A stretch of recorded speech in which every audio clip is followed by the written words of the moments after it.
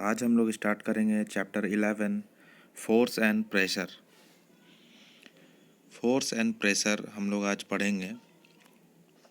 तो जनरली हम लोग कॉमन अपना लाइफ में एवरीडे हम लोग फोर्स को यूज़ करते हैं और यहाँ पे कुछ एग्जांपल्स दिया गया है। जैसे हम लोग प्लेग्राउंड में फुटबॉल को मूव कराते हैं, फुटबॉल को किक करते हैं, या फिर कोई गोलकीपर मूव करता हुआ बॉल को रोकता है, या फिर कोई हॉकी प्लेयर बॉल का डायरेक्शन को चेंज करता है मूविंग बॉल को, या फिर कोई क्रिकेट प्लेयर जब बॉल को फील्ड करने के दौरान उसको रोकने का कोशिश करता है, तब वो क्या करता है। जनरली सब कोई फोर्स को अप्लाई करता है या तो उसको मूव कराने के लिए, या तो उसका डायरेक्शन को चेंज कराने के लिए, या तो उसको स्टॉप करने के लिए फोर्स को हम लोग यूज़ करते हैं। तो फोर्स क्या होता है, अ पुश और अ पुल। या तो हम लोग कोई धक्का देते हैं या फिर कोई चीज़ को अपनी तरफ खींचते हैं, तो वो फोर्स कहलाता है।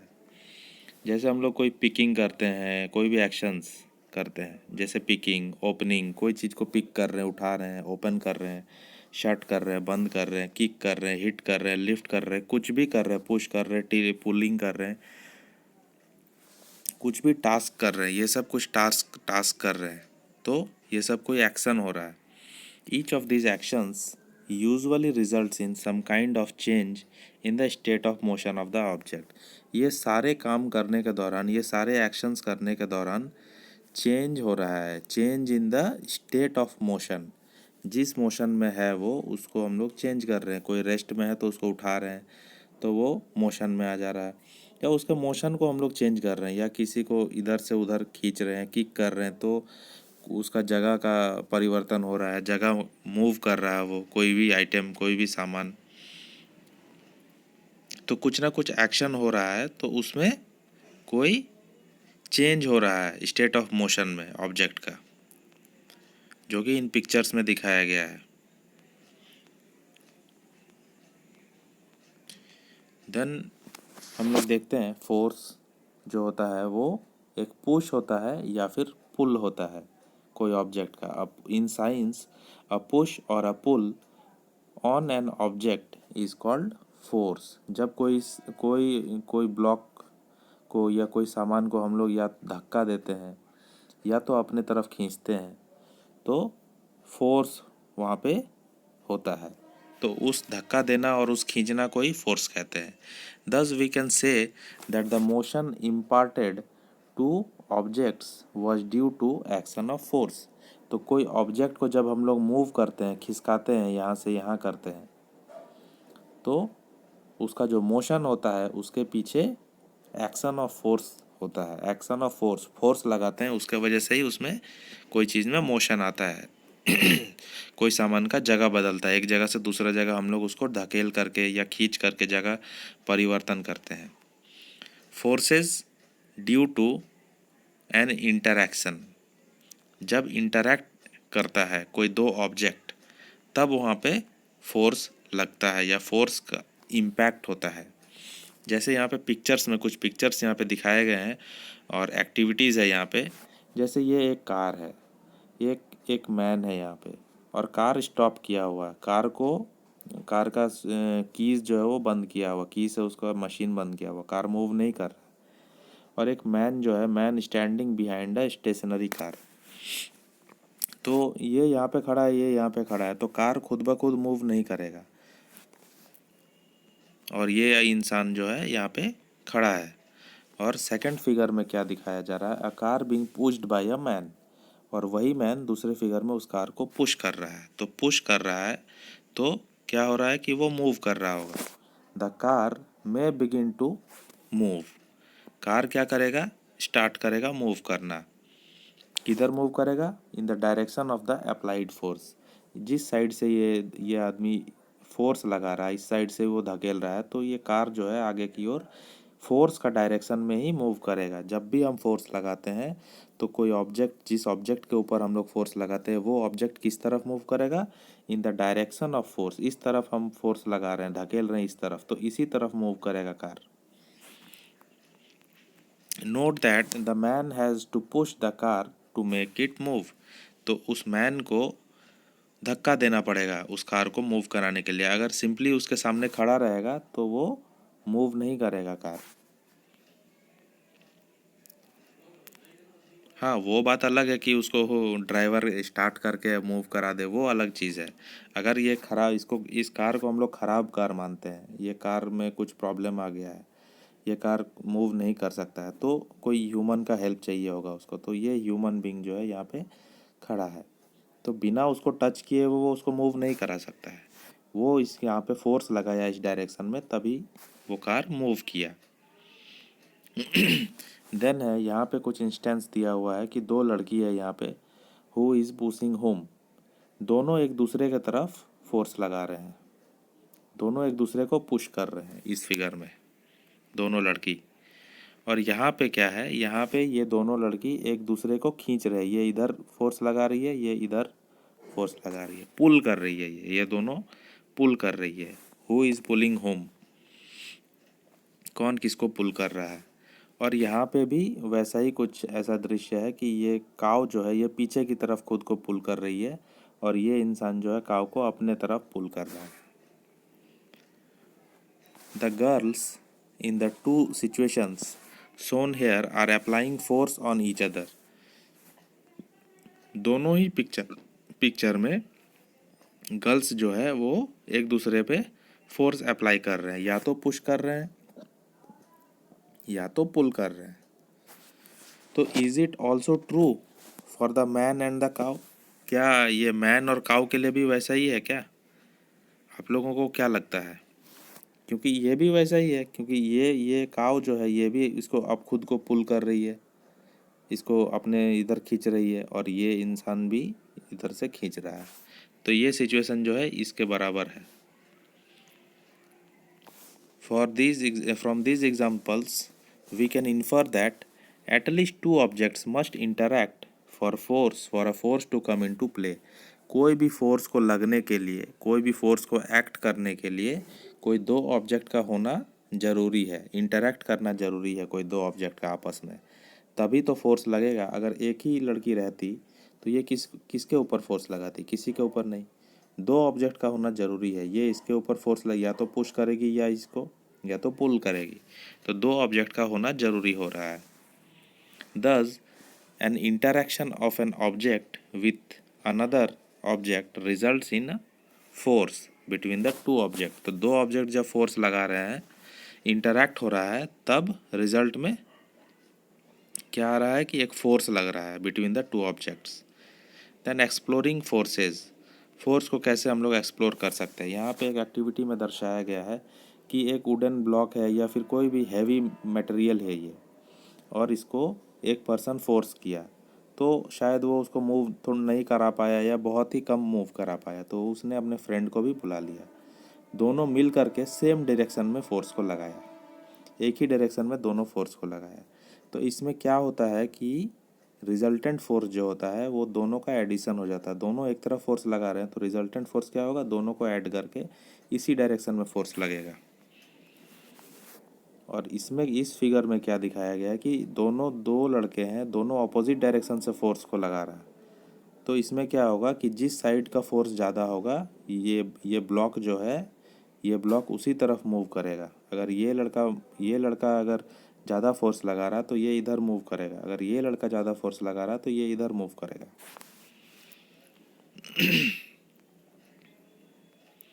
देन हम लोग ये देखें द रोप में नॉट, ये वाला गेम जो हम लोग देखें टग ऑफ वार, तो इसमें क्या होता है कि दोनों साइड से हम लोग रोप को खींचते हैं, तो जिधर से ज़्यादा फोर्स लगाया जाता है, फोर्स का मैग्नीट्यूड, फोर्स का स्ट्रेंथ जिधर से ज़्यादा होता है उधर ही सब खींचे चले जाते हैं, वही टीम जीतता है। The rope may not move if the two teams pull at it with equal force. लेकिन अगर दोनों टीम इक्वल फोर्स से पुल करता है तो ये रोप जो ना इधर जाता है ना इधर जाता है, बराबर रहता है। तो ये सब एग्जांपल्स हम लोगों को क्या सजेस्ट कर रहा है कि force is applied on an object in the same direction add to one another. जब सेम डायरेक्शन में, यहाँ पे देखिए, जब सेम डायरेक्शन में फोर्स को ऐड किया गया है, दोनों इधर ही कर रहे हैं, तो फोर्स जो है वो ऐड हो जाएगा एक दूसरे के साथ। If the two forces act in opposite direction, अगर अपोजिट डायरेक्शन में अगर एक्ट किया जाए तो क्या होगा, force acting on it is the, जो फोर्स जो निकलेगा वो difference between the two forces, दोनों का फोर्स का डिफरेंस बिटवीन होगा, वही रिजल्टेंट फोर्स होगा। मीन्स अगर ये एक 5 फोर्स लगा रहा है, एक 6 फोर्स लगा रहा है, तो दोनों का डिफरेंस 1 फोर्स जो होगा वो रिजल्टेंट फोर्स होगा, जिधर से ज़्यादा होगा उधर ही वो मूव करेगा। Recall that in the tug of war, when two teams pull equally hard, the rope does not move in any direction. Tug of war में भी वही होता है कि दोनों साइड से जब इक्वली खींचा जाता है रोप को तो वो किसी भी साइड मूव नहीं करता है। So we learn that a force could be larger और स्मॉलर देन द अदर और equal to each other. Force या तो ज़्यादा हो सकता है या कम हो सकता है या फिर इक्वल भी हो सकता है। The strength of a force is usually expressed in its magnitude. तो मैग्नीट्यूड क्या होता है, फोर्स का जो स्ट्रेंथ होता है उसको मैग्नीट्यूड में दर्शाया जाता है, एक्सप्रेस किया जाता है। तो मैग्नीट्यूड को हम लोग फोर्स का स्ट्रेंथ बोल सकते हैं, कितना स्ट्रेंथ है फोर्स में, वो मैग्नीट्यूड कहलाता है। We have also to specify the direction in which a force acts. हम लोगों को ये भी स्पेसिफाई करना होता है कि वो किस डायरेक्शन में फोर्स को लगाया जा रहा है। ऑल्सो इफ द डायरेक्शन और the magnitude of the force, magnitude of the applied force changes, its effect also changes. अगर मैग्नीट्यूड या डायरेक्शन ऑफ फोर्स चेंज होता है तो उसका रिजल्टेंट जो इफेक्ट होता है वो भी चेंज होता है। In general, more than one force may be acting on an object. Generally हम लोग देखें तो एक से ज़्यादा फोर्स एक्ट कर सकता है कोई ऑब्जेक्ट पे। However, the effect on the object is due to the net force acting on it. लेकिन इफेक्ट जो होगा वो नेट फोर्स जो एक्ट कर रहा है उसके अकॉर्डिंग होगा। जैसे ये बॉडी है, इसको इधर से भी धक्का दिया जा रहा है, इधर से 2 आदमी धक्का दिया जा रहा है, तो दोनों आदमी का जो रिजल्टेंट फोर्स होगा मिल करके तो उसको इसी डायरेक्शन में आगे बढ़ाएगा। या फिर कोई ऑब्जेक्ट है जो इधर से धक्का दिया जा रहा है, इधर से भी धक्का दिया जा रहा है, तो जिधर से ज़्यादा फोर्स दिया जा रहा है वो अगर इधर से अगर ज़्यादा फोर्स दिया जा रहा है तो ऑब्जेक्ट जो है इधर ही मूव कर जाएगा, तो वो रिजल्टेंट फोर्स के डायरेक्शन में मूव करेगा। A force can change the state of motion. जब हम लोग फोर्स लगाते हैं तो स्टेट ऑफ मोशन चेंज होता है। अ बॉल, यहाँ पे जो दिया गया है, a ball at rest begins to move when a force is applied on it. Ball जब रुका हुआ है, कहीं पे रखा हुआ है, तो वो खुद मूव नहीं कर रहा। जब उस पर कोई फोर्स लगा रहा है, जब उसको कोई टच कर रहा है, इसको धक्का दे रहा है बॉल को, तो वो बॉल मूव करने लगता है। तो यही बोला गया है इस टॉपिक में कि फोर्स जो है वो स्टेट ऑफ मोशन को चेंज करता है। बॉल जो है पहले रेस्ट में था, अब उसको धक्का दे दिया गया तो वो मोशन में आ गया। You might recall similar situations. For example, while taking a penalty kick in football, the player applies force on the ball. जब पेनल्टी किक होता है फुटबॉल में तब प्लेयर जो है बॉल को अपने पैर से हिट करता है, किक करता है, फोर्स लगाता है। Before being hit the ball was at rest and so its speed was zero. लेकिन मारने से पहले, किक करने से पहले बॉल तो रेस्ट पोजीशन में था, लेकिन जब इसको किक किया तो बॉल उड़ गया या बॉल दूर चला गया, वो मूव कर गया, मोशन में आ गया। पहले स्पीड 0 था लेकिन बाद में स्पीड 0 नहीं रहा, बढ़ गया। The applied force makes the ball move towards the goal, और गोल की तरफ बढ़ जाता है। सपोज द गोलकीपर डाइव्स और jumps up to the save the goal, और गोलकीपर क्या करता है अपना काम, गोलकीपर बॉल के ऊपर डाइव करता है या फिर बॉल के ऊपर जंप करता है उसको रोकने के लिए। By his action the goalkeeper tries to apply a force on the moving ball. और गोलकीपर क्या करता है, गोलकीपर भी कोशिश करता है कि बॉल को उस बॉल को रोका जाए, मूविंग बॉल को। The force applied by him can stop or deflect the ball, saving a goal being scored. तो वो उसके फोर्स लगाने से क्या होता है, बॉल या तो डाइवर्ट हो जाता है, इधर उधर डिफ्लेक्ट हो जाता है, कहीं और चला जाता है, या फिर बॉल रुक जाता है। रिजल्ट क्या होता है कि वो गोल बचा लेता है। तो गोलकीपर भी फोर्स लगा करके बॉल को रोका, तो उसका उसका जो स्टेट ऑफ मोशन था बॉल का, वो या तो चेंज हो गया या तो ये चेंज ही हुआ। अगर मूवमेंट में था तो उसको रेस्ट में ले आया। These observations suggest that force applied on an object may change its speed. जब फोर्स लगाया जाता है तो वो ऑब्जेक्ट का स्पीड को भी चेंज कर देता है। If the force applied on the object is in the direction of its motion, the speed of the object increases.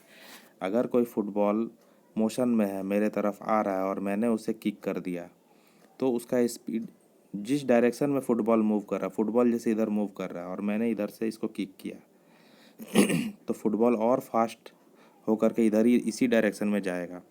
तो क्या हुआ, इसका स्पीड जो है, पहले से तो ये मूव कर ही रहा था, इसको जब किक कर दिया यहाँ से तो ये और फास्ट हो गया, तो स्पीड जो है वो बढ़ गया। लेकिन अगर इसको, ये इधर से बॉल आ रहा है और अगर मैंने इधर से इसको किक किया होता तो इसका स्पीड जो है थोड़ा कम जाता।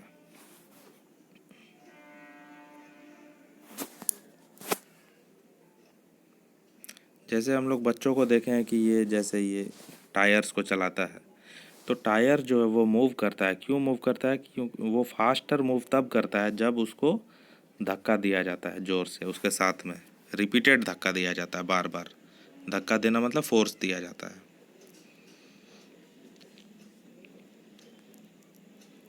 उसी तरह से यहाँ भी बताया गया एक्टिविटी में कि कोई बॉल को जब थ्रो किया जा रहा है और कोई स्केल उसके सामने लगाया जा रहा है, तो उसका डायरेक्शन जो है ये इधर से आ रहा है और उसका डायरेक्शन जो है वो चेंज होता है। A ball set in motion bye pushing it along a level surface and the direction of motion of the ball after it strikes the ruler placed in its path.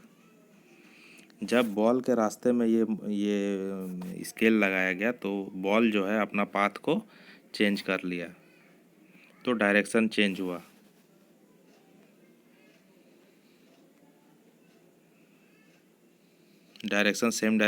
Ball जो है वो same direction में नहीं रहा, दूसरे direction में move करने लगा। और in the game of volleyball players often push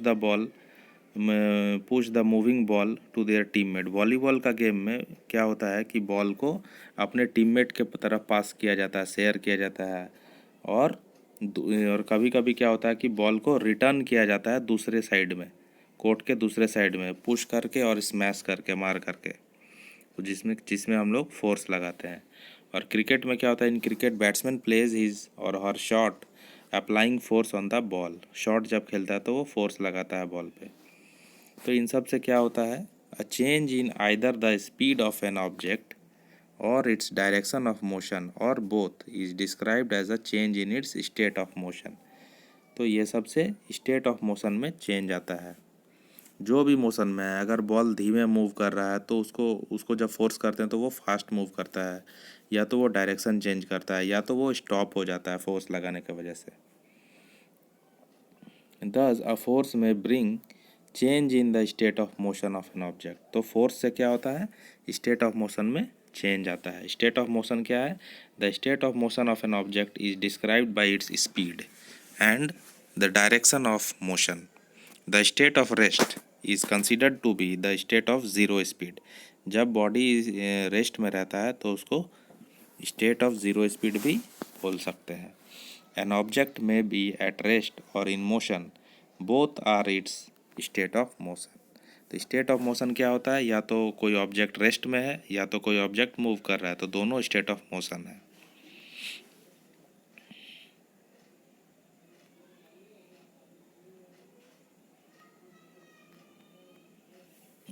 force can change the shape of an object. जब हम लोग फोर्स लगाते हैं तो ऑब्जेक्ट जो है अपना शेप भी चेंज करता है। जैसे जब हम लोग lump of dough in a plate, जब हम लोग आटा गूंथते हैं तो उसका डो का क्या होता है, जब हम लोग प्रेस करते हैं तो उसका शेप जो है वो चेंज होता है। फिर जब हम लोग स्प्रिंग का, कोई साइकिल का जो सीट होता है उस पर जब बैठते हैं तो क्या होता है, वो दबता है और उसका शेप जो है वो चेंज होता है हम लोग जब उस पर बैठते हैं तो। Then a rubber band suspended from a hook or nail fixed on a wall. By hanging a weight or by pulling its free and.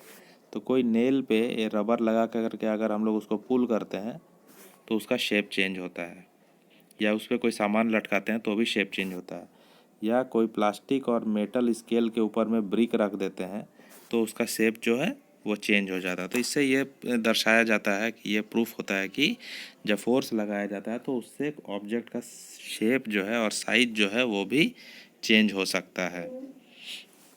In all these applications, in all these examples या applications, you saw that the application of force on the object may change its shape. उसका shape को बदल सकता है। may make an object move from rest. जब हम लोग लगाते हैं फोर्स को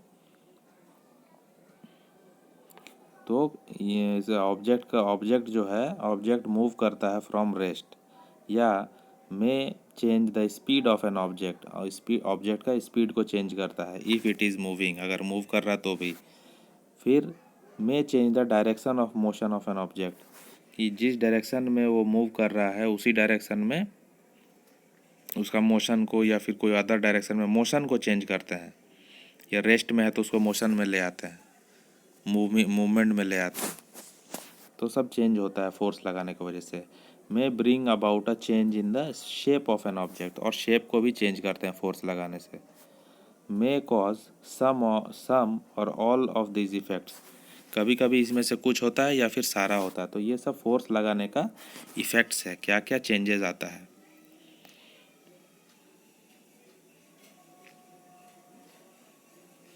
देन कॉन्टैक्ट फोर्सेस क्या होता है। कैन यू पुश और lift a book lying on a table without touching it. अगर कोई बुक जो है टेबल पे रखा हुआ है तो क्या उसको बिना छुए हुए बिना टच किए हुए हम लोग मूव करा सकते हैं? नहीं ना। अगर आप लोग करा सकते हैं तो फिर कमेंट करके ज़रूर बताइएगा कि कैसे करा सकते हैं, या कोई मैजिक से करा सकते हैं। देन है can you lift a bucket of water without holding it. कोई बकेट में वाटर है उसको बिना होल्ड किए हम लोग उठा सकते हैं क्या, मूव करा सकते हैं क्या? नहीं ना। Generally to apply a force on an object your body has to be in contact with the object. तो जब इन सब चीज़ों पे हम लोगों को फोर्स लगाना होता है तो हमारे बॉडी को इनके कॉन्टैक्ट में आना होता है। The contact may also be with the help of a stick or a piece of rope. Contact जो होता है या तो स्टिक के थ्रू हो सकता है हो, या फिर रोप के थ्रू हो सकता हो। When we push an object like school bag or lift a bucket of water, where does the force come from. जब हम लोग स्कूल बैग को उठाते हैं या फिर बकेट को उठाते हैं पानी भरा हुआ, तो वो फोर्स आता कहाँ से है? This force is caused by the action of muscles in our body. ये जो फोर्स आता है ये हमारे एक्शन ऑफ मसल्स होता है। By the action of muscles, muscle के एक्शन की वजह से होता है हमारे बॉडी का। The force resulting due to the action of muscles is known as muscular force. तो जो हमारे मसल के द्वारा फोर्स लगाया जाता है उसको बोलते हैं मस्क्यूलर फोर्स। तो हम लोग बॉडी जब बेंड करते हैं, बेंड करके कोई काम करते हैं, तो ये सब में मस्कुलर फोर्स इनेबल होता है। Animals also make use of muscular force to carry out their physical activities and other task. Animal like bullocks, horses, donkeys and camels are use to perform various task for us. तो ये जो camel, donkeys, ये animals जो है, bullocks है, ये लोग जो है ये हमारे लिए ये सब टास्क करते हैं, काम करते हैं, परफॉर्म करते हैं। तो ये लोग भी मस्कुलर फोर्स को यूज़ करते हैं। तो ये कॉन्टैक्ट फोर्स में आ रहा है मस्कुलर फोर्स। कॉन्टैक्ट फोर्स इसलिए बोला जा रहा है क्योंकि इसमें कॉन्टैक्ट हो रहा है डायरेक्टली, इनडायरेक्टली, और हमारे मसल के थ्रू फोर्स लगाया जा रहा है। Since muscular force can be applied only when it is in contact with an object, it is called as contact force. और इसीलिए इसको कॉन्टैक्ट फोर्स बोला जाता है, क्योंकि मस्कुलर फोर्स तभी लगाया जा सकता है जब हम ऑब्जेक्ट के कॉन्टैक्ट में आए। बिना हम हाथ लगाए बाल्टी को कैसे उठा सकते हैं, या फिर बिना उसमें कोई स्टिक लगाए ये हम लोग उसको ऑब्जेक्ट को या फिर बाल्टी को नहीं मूव करा सकते हैं। तो कांटेक्ट तो करना पड़ा, इसलिए कांटेक्ट फोर्स है। देन आता है फ्रिक्शन। ये भी बहुत इंपॉर्टेंट पार्ट है। फ्रिक्शन जो होता है वो क्या होता है और कैसा होता है। अ बॉल एक एक्टिविटी है, ball rolling along the ground gradually slows down and finally comes to rest. आप लोग देखे होंगे कि कोई बॉल को हम लोग ग्राउंड में रोल कराते हैं, ग्राउंड में मूव कराते हैं, फेंक देते हैं, तो वो रोल करते करते धीरे धीरे वो रुक जाता है एक जगह पे जाके। क्यों रुकता है उसका कारण हम लोग जानेंगे। When we stop pedalling a bicycle, जब हम लोग बाईसाइकिल को पैडल मारना छोड़ देते हैं तो ग्रेजुअली वो धीरे हो जाता है और फाइनली रुक जाता है। क्यों रुकता है।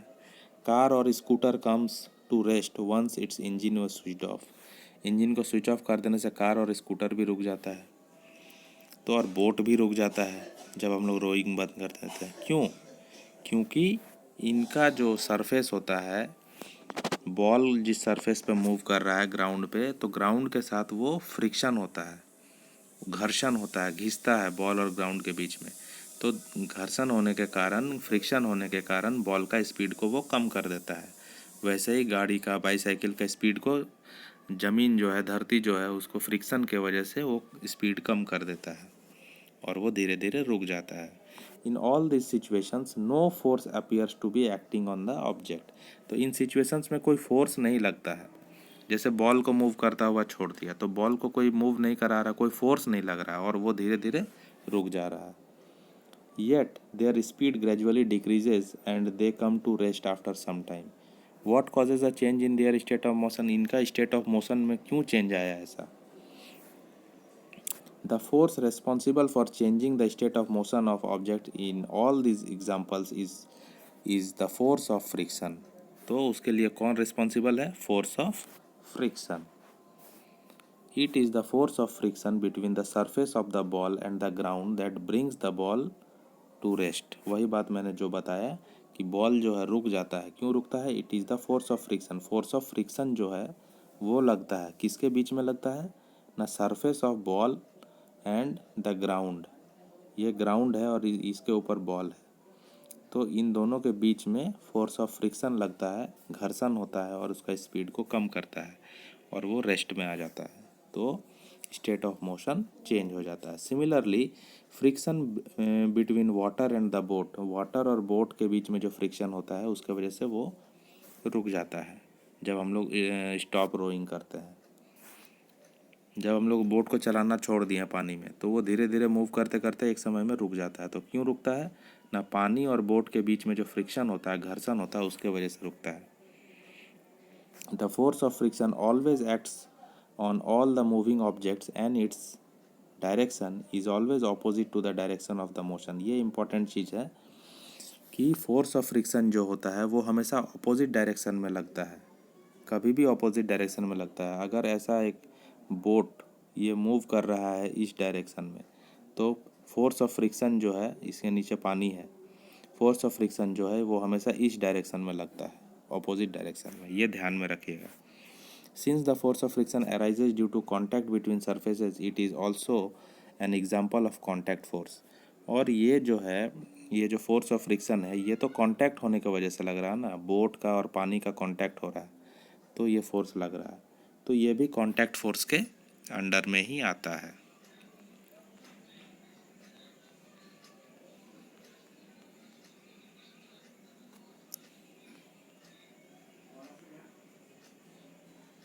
You may be wondering whether it is essential for the agent applying a force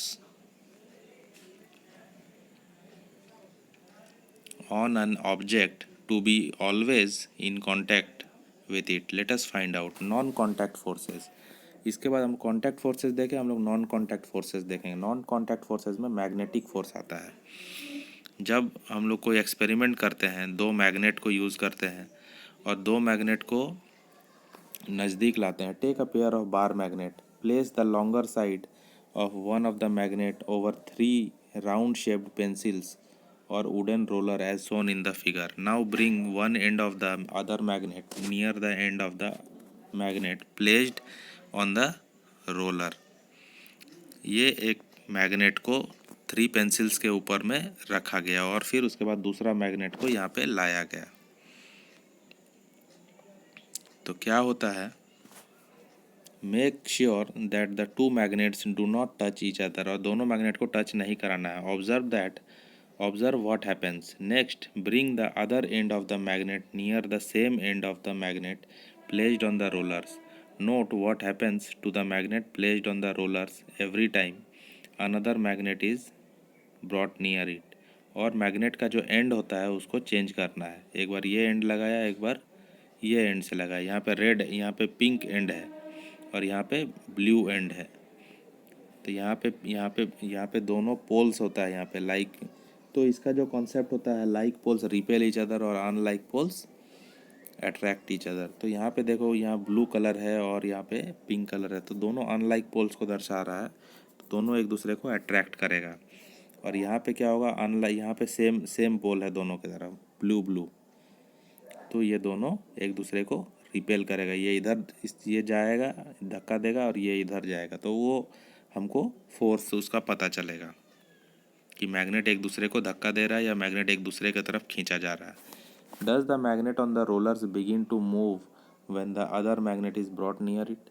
तो क्या हम लोगों को लगा कि मैग्नेट जो है एक दूसरे के दूर जा रहा है जब हम लोग एक मैग्नेट को उसके नज़दीक ला रहे हैं, मूव कर रहा है। Does it always move in the direction of the approaching magnet. क्या वो मैग्नेट के डायरेक्शन में ही अप्रोच कर रहा है, उसी साइड में मूव कर रहा है। What do this observation suggest. इस ऑब्जर्वेशन से क्या पता चलता है। तो इससे पता चलता है कि like poles of magnet repel each other and unlike poles of magnet attract each other. Attraction or repulsion between object can also be seen as another form of pull or push. A magnet can exert a force on another magnet without being in contact with it. तो magnet को बिना touch किए हुए भी magnet में force exert करता है दूसरे मैग्नेट के ऊपर। The force exerted by a magnet is an example of non contact force. तो ये नॉन कॉन्टैक्ट फोर्स का एग्जांपल है मैग्नेट वाला, जिसमें मैग्नेट को मैग्नेट से टच नहीं कराया गया, लेकिन मैग्नेट को नज़दीक ले जाने से ऐसा लगता है कि उसमें फोर्स एक्सर्ट कर रहा है, खींच रहा है वो, या रिपेल कर रहा है। Similarly, the force exerted by a magnet on a piece of iron is also known as non contact force. तो जब आयरन के पास भी लेकर के जाएंगे मैग्नेट को, तो उस समय भी नॉन कॉन्टैक्ट फोर्स होगा। देन है इलेक्ट्रोस्टैटिक फोर्स। इलेक्ट्रोस्टैटिक फोर्स में क्या एक्सपेरिमेंट दिया गया है कि a straw rubbed with paper attracts another straw but repels it if it has also been rubbed with a sheet of paper. तो एक स्ट्रॉ को यहाँ पे लटकाया गया, स्ट्रॉ मीन्स पाइप प्लास्टिक का, और दूसरे पाइप को पेपर से रब किया गया है, रब किया गया और चार्ज किया गया। तो उससे जब उसके पास ले जाया जाता है तो एक बार उसको रिपेल करता है एक दूसरे को। और जब जब ये जो लटकाया हुआ, ये जो हैंगिंग किया हुआ स्ट्रॉ है, उसको भी रब कर दिया जाता है और इसको भी रब कर दिया जाता है पेपर से, तो दोनों में सेम चार्ज हो जाता है। सेम चार्ज होने की वजह से दोनों एक दूसरे को रिपेल करेगा, ये इधर जाएगा, ये इधर जाएगा। लेकिन फर्स्ट केस में क्या होगा, जब ये वाला स्ट्रॉ जो है ये अनचार्ज है और ये वाला स्ट्रॉ जो है ये रब किया हुआ है पेपर के साथ, तो दोनों अट्रैक्ट करेगा ऐसे एक दूसरे की तरफ। A straw is said to have acquired electrostatic charge after it has been rubbed with a sheet of paper। तो उसको बोला जाता है, जब वो रब किया है तो उसमें इलेक्ट्रोस्टैटिक चार्ज आ जाता है। Such a straw is an example of charged body। तो the force exerted by a charged body on another charged और uncharged body is known as electrostatic force। तो इसको इलेक्ट्रोस्टैटिक फोर्स बोलते हैं कि जब एक चार्ज बॉडी को दूसरे चार्ज बॉडी या अनचार्ज बॉडी के साथ फोर्स एक्सर्ट होता है तब इलेक्ट्रोस्टैटिक फोर्स कहलाता है। This force comes into play even when the bodies are not in contact. तो ये तब भी हो सकता है जब ये बॉडी कांटेक्ट में ना हो। The electrostatic force therefore is another example of non contact force. तो इलेक्ट्रोस्टैटिक फोर्स जो है ये भी नॉन कॉन्टैक्ट फोर्स का एक एग्जांपल है। देन है gravitational force. When the coin is held in your hand, it is at rest। जब कॉइन हमारे हाथ में है तो वो रेस्ट में है। As soon as it is released, it begins to move downward। जैसे हम लोग कॉइन को छोड़ते हैं तो वो नीचे डाउनवर्ड की ओर गिरता है, धरती की ओर। It is clear that the state of motion of the coin undergoes a change। तो ये क्लियर होता है यहाँ पे कि कॉइन का जो स्टेट ऑफ मोशन है, पहले रेस्ट में था, उसको छोड़ दिया तो वो मोशन में आ गया, तो उसका स्टेट ऑफ जो मोशन है वो चेंज होता है। ऑब्जेक्ट्स और things fall towards the earth because it pools them. तो जो ऑब्जेक्ट जो है वो अर्थ की तरफ गिरता है क्योंकि अर्थ जो है उसको पुल करता है, अपने तरफ खींचता है। तो this force is called force of gravity. तो इसको ही फोर्स ऑफ ग्रेविटी बोलते हैं, और just gravity. This is an attractive force. ये फोर्स अट्रैक्टिव फोर्स कहलाता है क्योंकि ये चीज़ों को अपनी तरफ अट्रैक्ट करता है। The force of gravity acts on all objects. Force of gravity जो है वो सारे ऑब्जेक्ट्स पे एक्ट करता है, काम करता है। आप लोगों के मन में अगर कोई एग्जांपल्स आता है ऐसा, या कोई स्टोरी है जो जो भी मन में आता है ग्रेविटी को लेकर के, शायद आया होगा, मुझे ऐसा लगता है कोई स्टोरी, तो आप लोग कमेंट में ज़रूर मेंशन कीजिए और सबको बताइए कि फोर्स ऑफ ग्रेविटी किस स्टोरी से रिलेटेड है। The force of gravity acts on all of us all the time without our being aware of it. तो फोर्स ऑफ ग्रेविटी हमेशा काम करता रहता है, चाहे हम लोग जानते हैं, इसको ध्यान में रखते हैं या फिर नहीं ध्यान में रखते हैं। Water in rivers flows downwards due to the force of gravity. Water जो रिवर में फ्लो करता है वो डाउनवर्ड फ्लो करता है, क्यों करता है? क्योंकि फोर्स ऑफ ग्रेविटी है उसके कारण। Gravity is not a property of the earth alone. सिर्फ अर्थ का ही प्रॉपर्टी नहीं है। In fact every object in the universe, whether small or large, exerts a force on every other object. This force is known as gravitational force. तो इस universe में, इस पूरे ब्रह्मांड में सारा ऑब्जेक्ट जो है कोई दूसरे ऑब्जेक्ट पे फोर्स एक्सर्ट करता है, तो इस फोर्स को ही ग्रेविटेशनल फोर्स बोलते हैं। इसके बाद आता है प्रेशर। मोस्ट इम्पॉर्टेंट टॉपिक है प्रेशर। जब फोर्स को कोई पर्टिकुलर एरिया में जब लगाया जाता है तब वो फोर्स कहलाता है। Try to push a nail into a wooden plank by its head.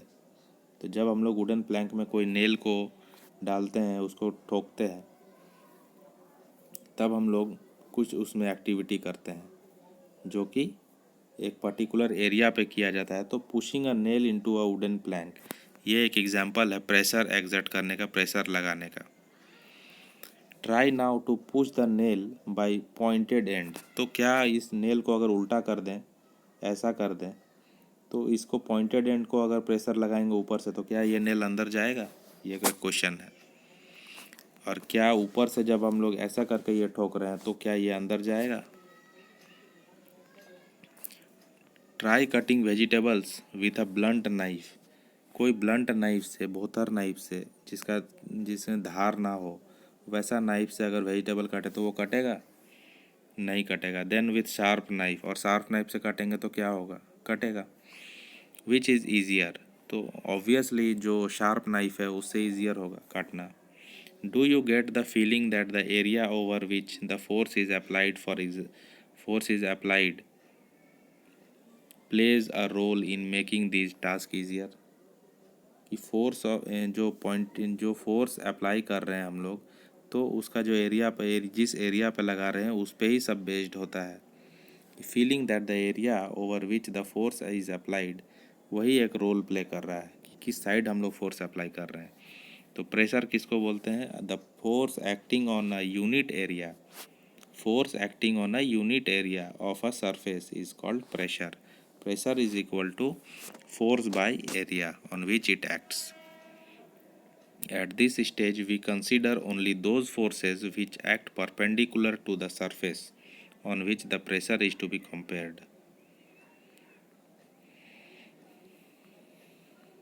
Note that the area is in the denominator in the above expression. So, the smaller the area, the larger the pressure on the surface for the same force. Smaller the area, the larger the pressure on a surface for the same force. The area of the pointed end of the nail is much smaller than that of its head. तो एक nail जो होता है, nail का जो ये nail का जो पॉइंटेड एरिया जो होता है, उसका एरिया जो है वो कम होता है किसके तुलना में? इसके हेड के तुलना में।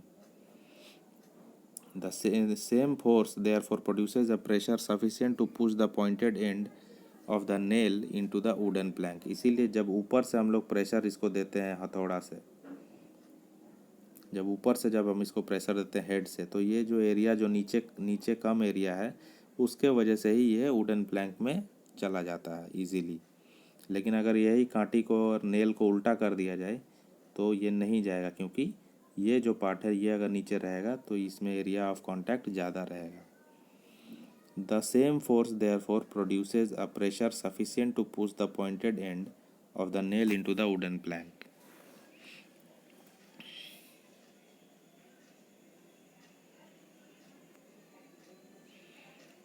उसके बाद हम लोग देखेंगे कि प्रेशर एक्सर्टेड बाय लिक्विड और गैस। लिक्विड आइटम जो होता है और गैस आइटम जो होता है वो प्रेशर कैसे एक्सर्ट करता है।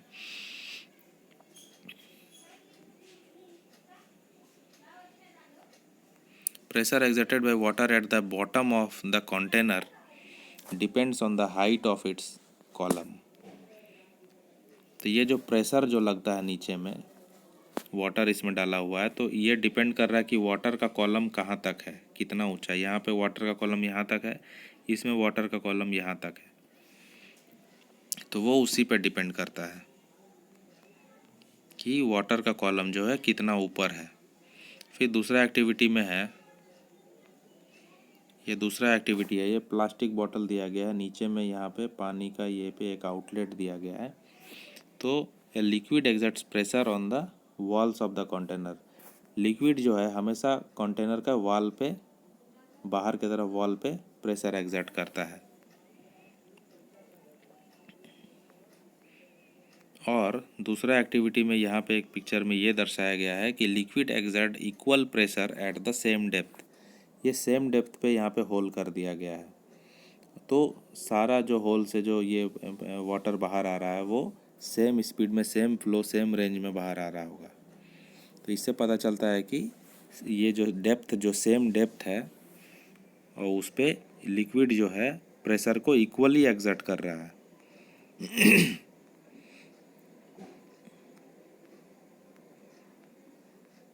Note that the rubber sheet has been fixed on the side of the container and not at the bottom. Does the bulging of the rubber sheet in this case indicate that water exerts pressure on the sides of the container as well? ये इसका बात कर रहा है। Container के side में pressure exert कर रहा है।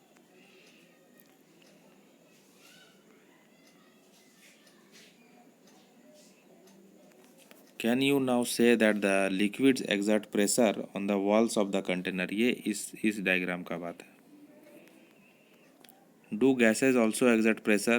Do they also exert pressure on the walls of their container? Let us find out. When you inflate a balloon, why do you have to close its mouth? जब हम लोग balloon को inflate करते हैं, फुलाते हैं, तो उसका माउथ को हम लोग क्लोज क्यों करते हैं? What happens when you open the mouth of the inflated balloon? तो बैलून का माउथ को जब हम लोग खोलते हैं तो क्या होता है? Suppose you have a balloon which has holes. Would you be able to inflate it? अगर बैलून में होल है तो क्या उसको इन्फ्लेट कर सकते हैं? If not, why? Can we say that the air exerts pressure in all the direction? तो हम लोग बोल सकते हैं कि एयर जो है सारे डायरेक्शन में एक्सर्ट करता है प्रेशर को। Do you recall what happens to the air in the bicycle tube when it has a puncture? जब ये बाईसाइकिल का ट्यूब पंक्चर हो जाता है तो एयर का क्या होता है? वो ऑब्वियसली वो बाहर आ जाता है। तो do this observation suggest that air exerts pressure on the inner walls of the inflated balloon और ट्यूब। तो इनर वॉल जो होता है ट्यूब का या फिर बैलून का, इनर वॉल के ऊपर प्रेशर एक्सर्ट करता है air. So we find that gases too exert pressure on the walls of their container. तो इससे पता चलता है कि गैस जो होता है वो भी प्रेशर एक्सर्ट करता है कंटेनर के वॉल्स पे। देन हम लोग देखेंगे एटमॉस्फेरिक प्रेशर क्या है। तो this envelope, you know that there is air all around us, हमारे चारों ओर एयर है। This envelope of air is known as atmosphere. तो यही जो चादर है एयर का चारों ओर, इसको एटमॉस्फेयर बोलते हैं। The atmospheric air extends up to many kilometers, बहुत किलोमीटर्स तक एक्सटेंड किया हुआ atmospheric air of above the surface of the earth. The pressure exerted by this air is known as atmospheric pressure. तो इस air के द्वारा जो pressure exert किया जाता है वही है atmospheric pressure. We know that the pressure is force per unit area. If we imagine a unit area and a very long cylinder standing on it, filled with air, then the force of gravity on the air in this cylinder is the atmospheric pressure.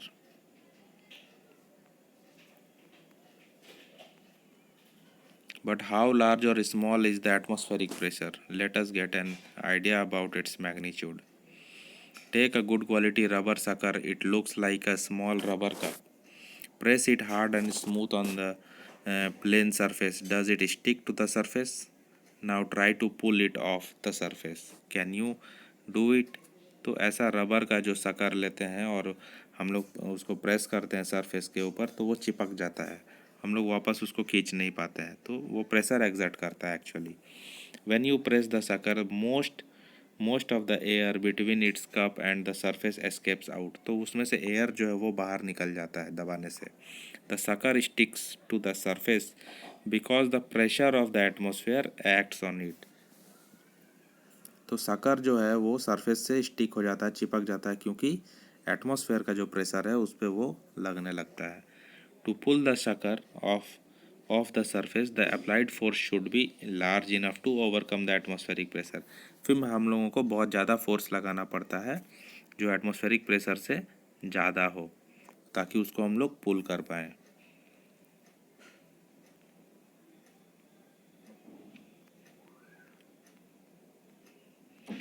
The force due to air in a column of the height of atmosphere and the area 15 by 15 centimeter is nearly equal to the force of gravity on an object of mass 225 kg. The reason we are not crushed under this force of gravity is that the pressure inside our bodies is equal to the atmospheric pressure and balances the pressure from outside. यहाँ पे क्या कहा गया कि the force due to air in a column of height of atmosphere and area 15 by 15 11.19 में figure दिया गया है। The reason is nearly equal to the force of gravity on an object of mass 225 kg. The reason of we are not crushed under this force, हम लोग इस force के under में crush क्यों नहीं होते हैं, of the gravity under this force of gravity is that the pressure inside our body, हमारे बॉडी का जो प्रेशर है अंदर, is also equal to the atmospheric pressure, वो एटमॉस्फेरिक प्रेशर के बराबर होता है, and balances the pressure from the outside, और बाहर का जो प्रेशर होता है उसको बैलेंस करता है। तो ये चैप्टर यहाँ पे क्लोज़ होता है, और मैं इसका कीवर्ड्स और समरी का भी वीडियो बना दूंगा सेपरेटली, ताकि वो आप लोगों के लिए हेल्पफुल हो एग्ज़ाम में। आप लोगों को वीडियो अच्छा लगा होगा तो लाइक कीजिए और चैनल को सब्सक्राइब कीजिए। Thank you and have a nice day.